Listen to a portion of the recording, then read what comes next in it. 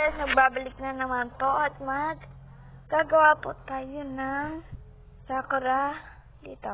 Ano talaga siya dun eh. I-access na po natin. Ayan po.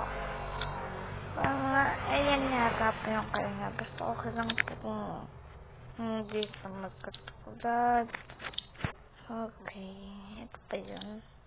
Parang ayan guys. Ayan guys. Yan. Yan. Kitang kilay. Pabayaan mo na guys.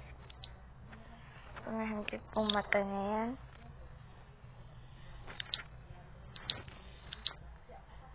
Parang ayan guys. Ayan. Happy face na po natin. Wala po talaga siya. Di ba? Alam na natin. Ayan. Guys, yan. Pink. Haba shirt ulit na yan. Guys. Yan shirt. Okay lang. Baburahin din naman eh. Guys, kung mali. Basta ganito lang po guys. Ganito na lang guys. Para okay naman eh. Okay naman guys, diba? Sorry po kung may nagsasalita sa baba. Taas po kasi kami. Sorry. Lagyan natin siya ng blush. Yan. Cute niya na dyan. Huwag natin lagyan ng pupok. Wala kayo na yata. Yan. Okay.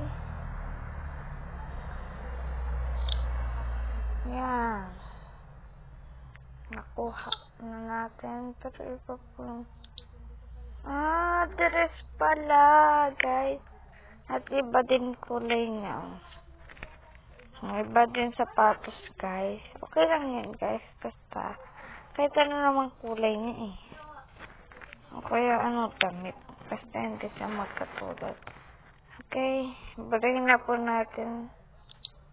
Ayan. Okay. Bye. Wait lang, guys. Wait. Alam mo kung